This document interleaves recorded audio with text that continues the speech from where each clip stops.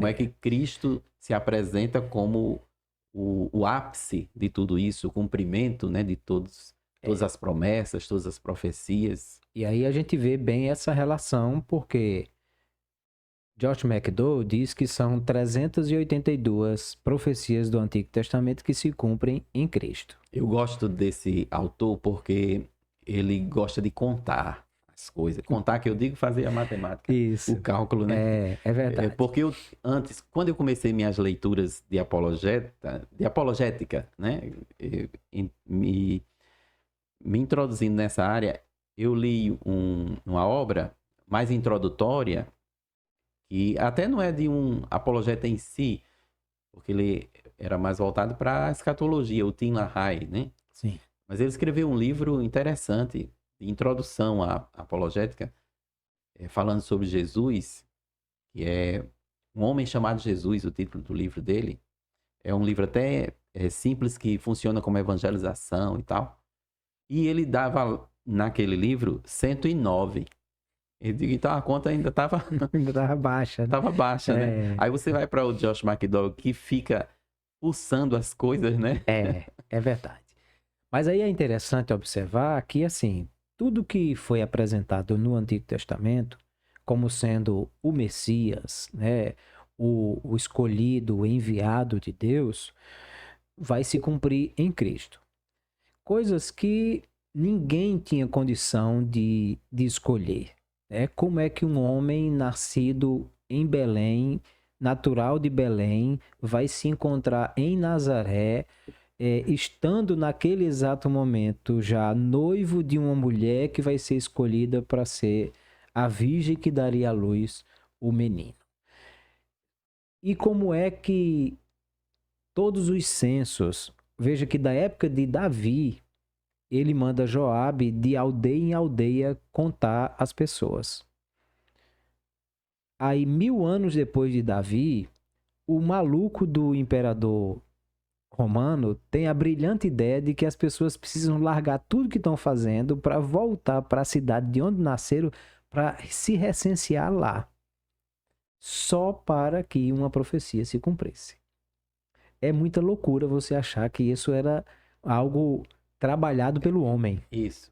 Algo arquitetado, Não né? tem... Forjado. Isso. Só a Para ter uma aparência de que ele estava cumprindo a profecia. meia dúzia de profecias ali já não seriam possíveis de ser manipuladas, porque quer dizer, é um homem de Belém, ele está em Nazaré, porque Isaías 9 diz que é da Galiléia dos gentios que vai nascer a luz.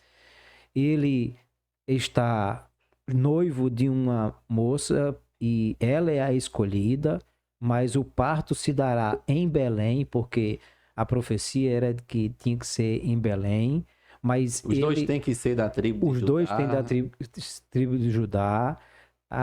A ideia de que a cidade precisa estar lotada de gente para não ter lugar para ele nascer na manjedoura é muita coisa para dar certo e alguém conseguir manipular tudo isso. Né? Ele diz até, o Tim LaHaye, no livro Um Homem Chamado Jesus, ele diz até assim, que existem 6 dados que nos identificam dos 7 ou 8 bilhões de pessoas que existem no mundo, né?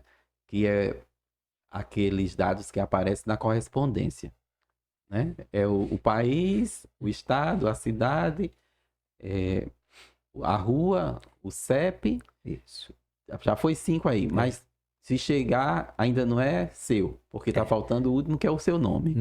Né? Aí ele diz, pronto, esses 6 dados separam você do resto do mundo. Só 6. Aí ele diz, em relação a ele, tem mais de 100. Né? Que Josh McDowell vai dizer, são mais de 300. 300, perfeito. Então, quer dizer, em Israel, e a partir da escritura de Israel, é construída toda essa relação do Messias. Jesus vem para cumprir todas as profecias judaicas a respeito do Messias e ser essa pessoa que é o Salvador. Quer dizer, sendo Deus, encarnou-se e é o Salvador. Para quê? Para constituir um povo para si mesmo, zeloso de boas obras. Mas quando você olha para o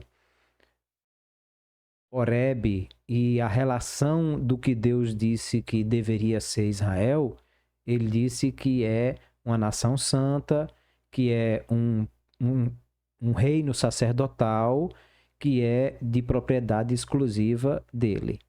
Quando o apóstolo Pedro olha para a igreja, ele diz: é uma geração eleita, assim como Israel foi eleito, é uma nação santa, é um sacerdócio real, e lá ele tinha dito, Moisés tinha dito um reino sacerdotal e de propriedade exclusiva também. Ou seja, você percebe que a mesma relação que Deus olha para Israel no Sinai, é a relação que Deus olha para a igreja em Cristo. Então, há um forte paralelo aí de toda essa questão. Muito bem. Agora, pastor, então, pensando nessa relação entre a igreja e o Estado de Israel, e agora eu até